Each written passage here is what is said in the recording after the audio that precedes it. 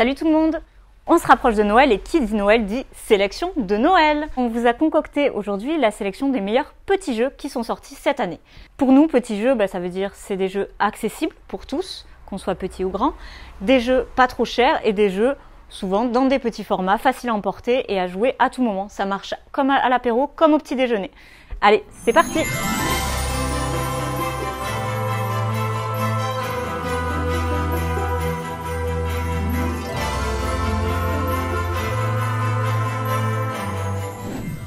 Mots malins, un jeu de Grégory Grard, un jeu qui se joue de 2 à 6, un jeu d'association de mots, un jeu d'ambiance coopératif. On a une grille qui est faite à base de coordonnées A, B, C, D, 1, 2, 3, 4 et sous ces cartes-là, vous avez glissé des mots. Et il va falloir que vous fassiez deviner la coordonnée de la carte que vous avez tirée à vos coéquipiers. Comment? En associant ces deux mots. Et ce qui est complètement fou, complètement intéressant, complètement dynamique dans Mots malins, c'est que vous êtes en même temps en train de faire deviner des mots et en même temps d'essayer de deviner les mots des autres joueurs. Comme on est sous la pression du sablier, on va donner les premières idées qui nous traversent la cervelle. Et souvent, c'est pas les meilleurs, mais c'est les plus drôles. Ah, Sandwich, un des jeux que j'ai le plus attendu. Et enfin, il est là, enfin dans une super nouvelle réédition. Sandwich, qu'est-ce que c'est? C'est un pur jeu d'ambiance où le but c'est de constituer des sandwichs. Vous allez avoir des ingrédients devant vous et au top départ, tout le monde va se jeter sur les ingrédients qu'il pense être les meilleurs. Et une fois qu'il en aura récupéré 9, il va devoir composer avec ces ingrédients-là pour arriver à faire 3 sandwichs les plus comestibles possibles. Bien sûr, on arrive à en faire un mangeable, le deuxième vaguement et le troisième en général c'est les rebuts de poubelle et c'est des trucs qu'on... clairement, c'est dégueulasse.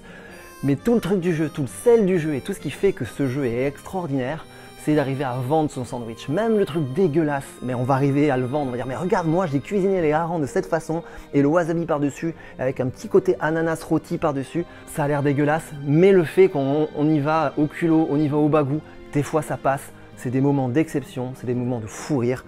Moi, ça fait partie des jeux que j'emporte partout, que je fais découvrir à tout le monde. C'est un de mes coups de cœur et j'espère que ça sera le vôtre. Happy City, c'est un petit jeu de gestion à base de cartes où on va construire sa ville au fur et à mesure. On va avoir des boulangeries, des hôpitaux, des postes de police, etc. À chaque tour, on a des revenus, on achète des cartes, on embête un peu les autres en leur supprimant les cartes qu'ils veulent acheter. C'est très cool, ça se joue hyper bien, hyper facilement, ça s'explique vite. Et si vous voulez rajouter un petit peu de challenge, un petit peu de piment, vous avez les cartes en plus pour des parties un petit peu plus sérieuses, un petit peu plus relevées. Souvent quand on est en soirée avec des potes ou à l'apéro, on n'a pas envie de sortir un truc très intelligent, où il y a des règles à expliquer, on veut ouvrir une boîte, dire des conneries et se marrer. Et dans ce cadre-là, un des meilleurs jeux sortis cette année, c'est Mes Amis-sont. Quand vous allez ouvrir la boîte, vous allez tomber sur des cartes et vous avez des débuts de recherche Google. À vous de trouver la fin. Vous allez faire des équipes et vous allez chercher les fins de phrases telles que « j'ai du pu qui sort de... hop là » il faut trouver qu'est-ce qui va avec. « Mon voisin est... je pense que mon ex est... » Vous allez évidemment dire des horreurs, passer plein de trucs. Au-delà des règles, au-delà du jeu, qui est à aucun moment complètement idiot, à aucun moment complètement vulgaire, vous vous marrez, vous dites n'importe quoi, vous passez un bon moment. Après tout, c'est ce qu'on demande d'un jeu. On va parler de So Clover, un nouveau petit jeu de déduction et d'association d'idées à la manière d'un Codenames ou d'un mot malin. On est en coopération, on écrit des mots sur nos petits trèfles en plastique et on se les fait deviner les uns aux autres. C'est hyper rapide, c'est des associations d'idées qui sont vraiment perchées parce que les mots ne vont jamais ensemble, c'est une horreur, mais ça fait quelque chose de très rigolo et ça se joue très bien à nombreux et c'est très cool. Le Roi des Douze, je crois que c'est un des jeux auxquels j'ai le plus joué cette année. Peut-être parce que c'est des parties qui durent 5 minutes, peut-être parce que c'est un excellent jeu et que j'aime beaucoup ce jeu et que j'aime beaucoup le faire partager. En fait, c'est tous ces jeux un peu à la Love Letter, un peu ce côté intrigue, ce côté je pense que tu penses, que je pense que tu penses, donc je vais jouer cette carte et en fait non. Ouais, vous voyez le genre de jeu? En fait, le principe, c'est d'avoir un dé à 12 faces qui a une valeur et vous allez jouer une carte qui va potentiellement modifier soit votre dé, soit le dé des autres, soit les faire tourner, etc. Par exemple, vous allez retourner votre dé sur sa face opposée, vous allez relancer votre dé, vous allez faire plus 7 à votre dé. Celui qui aura la plus forte valeur de dé gagnera la manche. La particularité, c'est que si deux personnes ont la même valeur de dé, 12 et 12 admettons, ils explosent et on passe à la valeur suivante. Et c'est là tout le truc, en fait, de se dire attendez. Parce que moi je peux pas gagner parce que j'ai un 5, même si je fais plus 7, je base pas 112. Mais du coup, je vais faire en sorte que les deux ils aient la même valeur pour que moi, qui ai une valeur inférieure, arrive à gagner la manche comme ça. Allez, C'est tout ce jeu d'intrigue, un peu de bluff, de déduction et surtout beaucoup de fun et dans une grande rejouabilité parce que il y a quand même pas mal de cartes différentes et à chaque partie vous n'allez pas jouer les mêmes cartes. Si vous aimez bien les petits jeux à la Brave Rat, à la Love Letter, clairement le Roi des 12 c'est fait pour vous. Si comme moi vous adorez The Game, The Mind, tous ces petits jeux de cartes coopératifs assez subtils, vous aimerez forcément Tranquillité. Tranquillité, c'est un petit jeu magnifiquement illustré où on va avoir une grosse grille vide devant nous et il va falloir la remplir avec des cartes numéros et à mon tour, je vais en jouer une quelque part dans la grille où je veux. Puis j'en repioche une. Puis l'autre personne fait la même chose, etc. Et au fur et à mesure, donc on va remplir cette grille-là, mais il y a des petites contraintes. Quand je pose une carte à côté d'une autre, je vais défausser l'écart qu'il y a entre les deux cartes. Donc il faut faire attention parce que le jeu s'arrête lorsqu'on n'a plus de cartes à piocher. Et c'est super malin parce qu'ils ont mis plein de variantes à l'intérieur. Il y a plein de variantes différentes qui changent quand même pas mal le jeu et ça va vous donner une autre manière de réfléchir, de jouer. Donc c'est vraiment très très appréciable. Tranquillité, c'est un de nos gros coups de cœur de cette année et c'est pour ça qu'il est dans cette sélection. Je vais vous parler maintenant de QE. Qu'est-ce que c'est que cette chose? Avec un sous-titre pas super accrocheur, cette fois la banque c'est vous. Qu'est-ce que ça veut dire tout ça? QE en fait c'est un super jeu d'enchères, vous arrêtez pas au visuel. À l'intérieur c'est vraiment sympa, le matos est de qualité. C'est Board Game Table qui fait ça, l'éditeur de Tranquillité notamment et d'autres jeux très sympathiques. Alors ici c'est un jeu d'enchères. La particularité vraiment de celui-là, j'aime beaucoup les jeux d'enchères, et alors celui-là se démarque des autres. Dans l'idée, vous allez écrire sur des chèques vierges, des chèques où il n'y a pas de valeur. C'est vraiment vous qui allez faire tout le jeu. Vous n'avez pas des billets, vous n'allez pas être bloqué par la valeur que vous avez devant vous, c'est vraiment vous qui créez le jeu. Et ça, c'est vachement intéressant. La partie que j'ai faite chez moi et les copains, ça a de suite 1000 ambiances. Vous pourrez jouer de 3 à 5, essayer d'y jouer à 5, c'est vraiment la configuration qui selon moi va être idéale. À vos chèques, c'est le moment de régler vos comptes. Je vais vous parler de mon coup de cœur de cette année, c'est Last Message. C'est pour moi le jeu d'ambiance de l'année 2021. Last Message, qu'est-ce que c'est?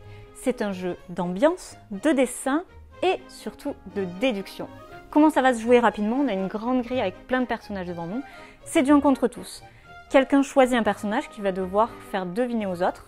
Une personne dessine très rapidement quelque chose sur une feuille, le fait passer à l'autre personne qui va effacer des cases. Et ça, c'est tout le sel du jeu. C'est qu'on essaie de faire un dessin, on essaie qu'il soit le plus représentatif possible, mais il y a quelqu'un derrière qui nous pourrit et qui efface complètement notre truc. Donc les enquêteurs se retrouvent avec 3 petits traits tout pourris et il faut essayer de deviner à quoi ça correspond. Et alors là, on se dit, je ne sais pas du tout. Et on essaie de déduire. Et j'adore cette déduction qui se passe à ces moments-là où il y a un trait et on se dit, ah, c'est peut-être l'arête de cet immeuble. À moins que ce soit la branche des lunettes de ce personnage-là. Et ça, c'est trop chouette parce qu'on peut partir à l'autre bout de la grille. C'est pas du tout ce qu'on se pensait. Bref, dans Last Message, il se passe plein de choses super chouettes comme ça, des moments mémorables. Ce qui est chouette, c'est qu'il y a plein de grilles différentes avec des illustrateurs différents. Donc ça change complètement la manière de jouer. Et on n'en fait jamais une seule partie. Parce que vous allez vouloir essayer tous les rôles, que ce soit l'enquêteur, le mec qui efface ou la nana qui dessine. Vous essayerez de faire, vous aurez envie en tout cas de jouer de ces 3 manières-là et ça c'est super chouette. Une belle rejouabilité, bref un vrai coup de cœur Last Message.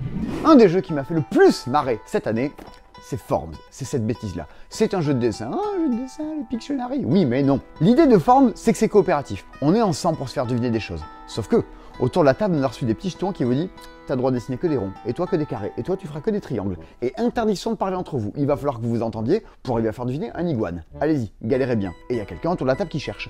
On enchaîne les trucs, on râle, on comprend pas ce que font les autres, on met des carrés dans des ronds alors que c'était un pied et c'est un doigt et c'est un truc. On a 10 minutes pour faire deviner un maximum de choses. Ça rigole, les dessins sont moches, on les prend en photo évidemment pour les garder et pour les publier partout sur Instagram. Dire regardez, c'était un iguane. C'est une immense bêtise, c'est méga drôle et ça s'explique en claquant des doigts, c'est Forms. The Crew Mission Sous-Marine, c'est un jeu de pli, comme peut l'être le tarot, la belote, c'est un jeu de pli qui se joue de 3 à 5, mais c'est un jeu de pli coopératif. Vous et vos partenaires de jeu allez devoir remplir des missions qui vous ont été attribuées au début de la partie. Dans un jeu de pli classique, vous devez ramasser un grand nombre de levées, et là, vous allez devoir vérifier que le joueur à votre gauche doit ramasser le 3 rose, le joueur à votre droite doit ramasser le 2 vert, et vous allez vous tendre des perches pour qu'ils y parviennent. Grâce à la campagne, chaque défi sera unique, un vrai bijou de jeu coopératif, surtout qu'en sachant que je n'aime pas ça, les jeux coopératifs. Avoir réussi à transformer les jeux de pli en exercice coopératif. C'est une expérience et une sensation vraiment unique que je vous conseille vivement d'essayer. C'était notre sélection des meilleurs petits jeux qui sont sortis cette année 2021. On espère qu'ils vous ont plu, on espère que vous avez trouvé de quoi offrir pour ce Noël grâce à cette sélection et aux autres. Et n'hésitez pas à nous dire en commentaire à quel jeu vous avez joué pendant le petit déjeuner. Bye bye!